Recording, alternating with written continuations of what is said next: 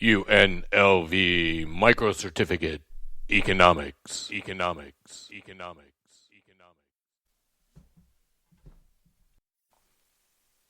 Okay, let's talk about the other side of this, which is land and capital and entrepreneurs.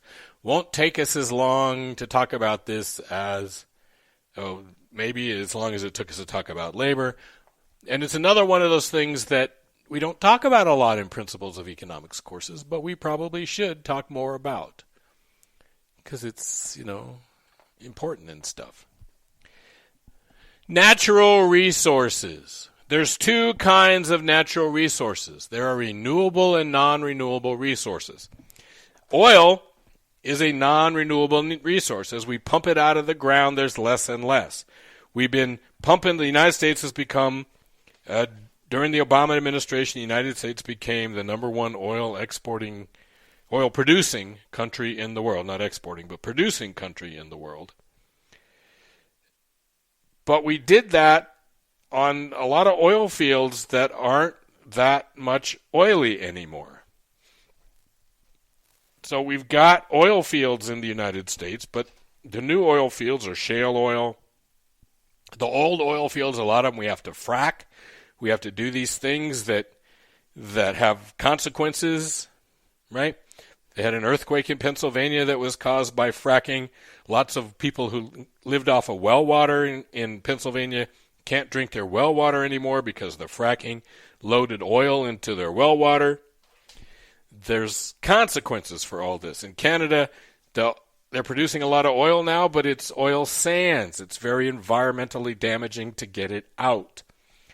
And so Saudi Arabia just turns on the spigot and out pumps oil. In the United States, we have a lot of oil, but it's very expensive to get at. Okay? And as there's less and less oil, stuff is going to happen here. Some are renewable. In theory, a forest is renewable. So if we cut down trees to make chopsticks, or we cut down trees to build a house, we can replant trees and we can get new trees. Okay? At least in theory. The prices of non-renewable resources should rise over time. As we get all of the oil out of the ground, as we take all of the nickel and tin and steel and aluminum, we take it out of the ground, the price of that material should go up. It's becoming more and more and more scarce over time. The price of gasoline is going to rise over time. And that's a good thing, because prices are how we deal with scarcity. And as oil becomes more expensive, we want the price to go up because that convinces consumers to try something else. And if you don't believe me, again, the price of gas in Europe there's $3 a tax on a gallon of gas in Europe. So there you are paying $6 or $7 or $8 a gallon for gasoline in Europe already. Well, so you're going to buy smaller cars. You're going to take the bus. You're going to ride your bike. Okay? So non-renewable prices should rise over time. There is, therefore, an optimal rate of using these natural resources. We're going to eventually use them up. We're eventually going to use so much oil that the price of getting the rest of the oil out of the ground is prohibitive, and we're going to stop. Don't know when that's going to happen. There's been... Every year, the prediction is we have like 30 years of oil left, but they made that prediction in the 60s, and then they made the same prediction in the 70s, and then they made the same prediction in the 80s, and they made the same prediction in the 90s. Okay? And we keep finding new places where there's oil, but again, the new places where there's oil, it's more expensive to get at, or it's in the middle of the largest salmon fishery in the world, or it's in the middle of the Alaskan wilderness, which is, right?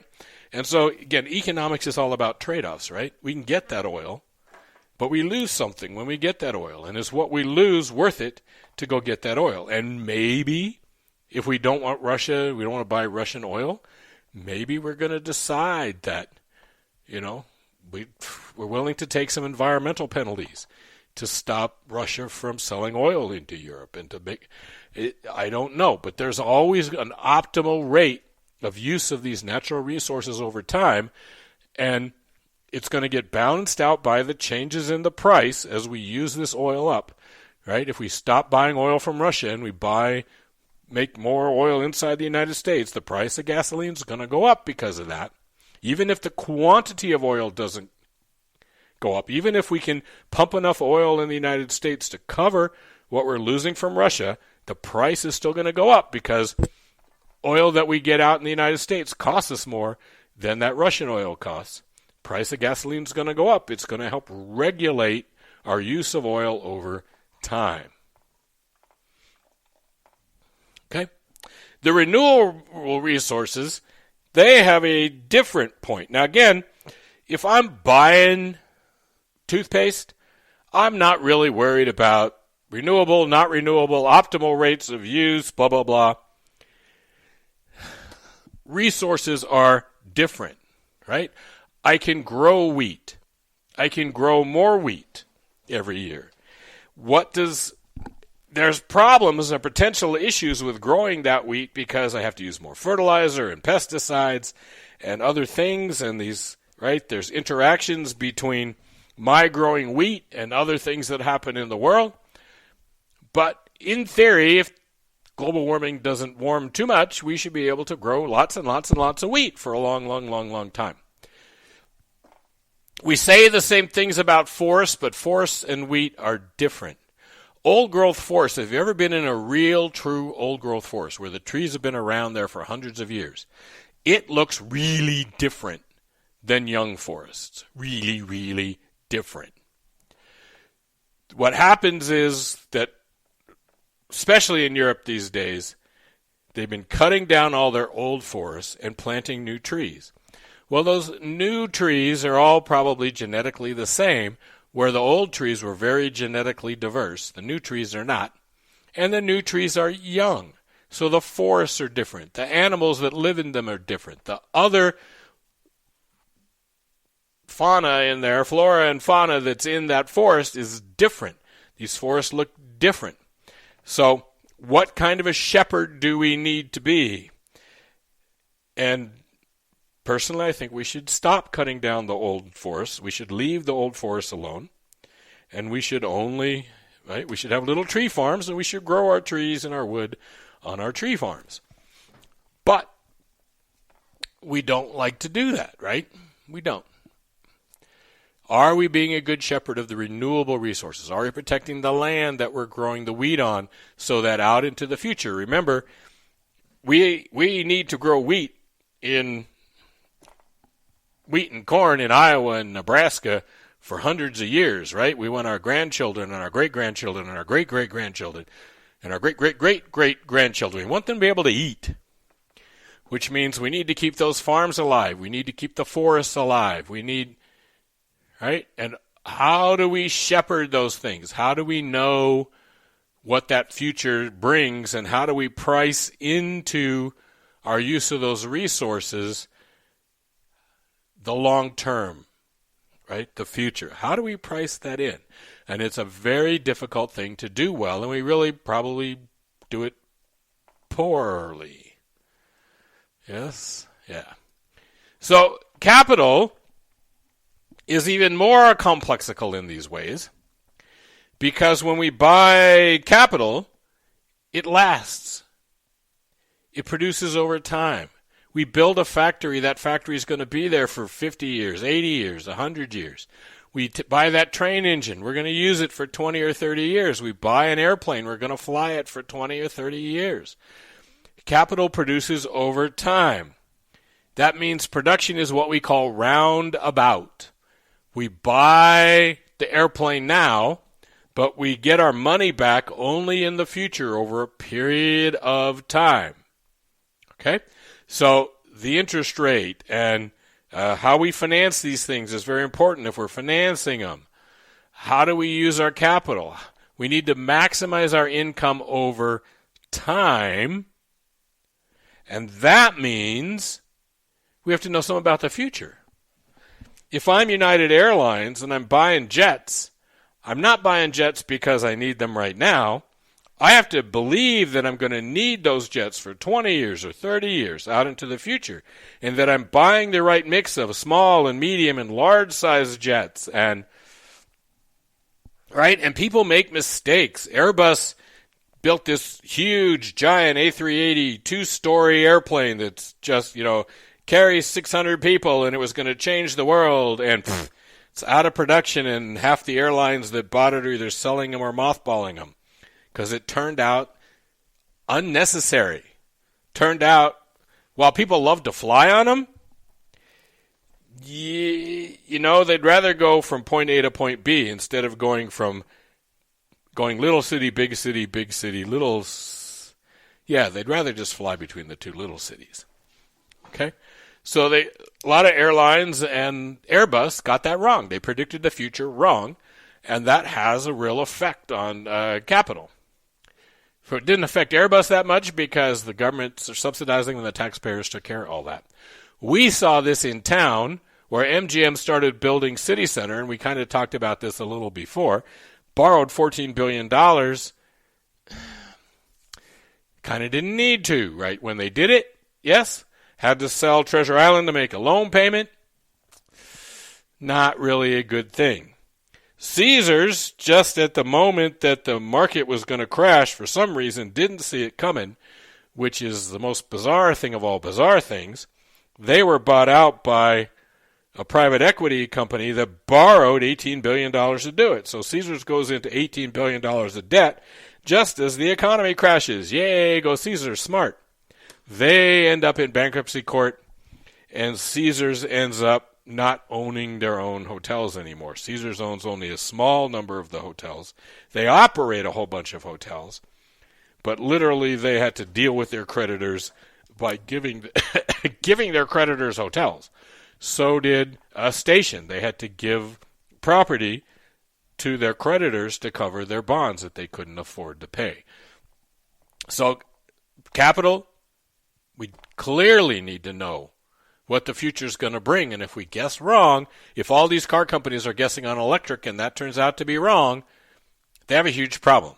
I don't think it'll turn out to be wrong, but if it turns out to be wrong, huge problem. The car companies that aren't betting on electrics, if they're wrong, okay?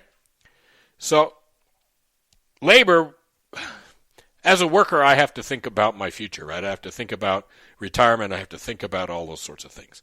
But the business thinks about workers as, hey, I can get rid of them, I can hire them, But capital is different.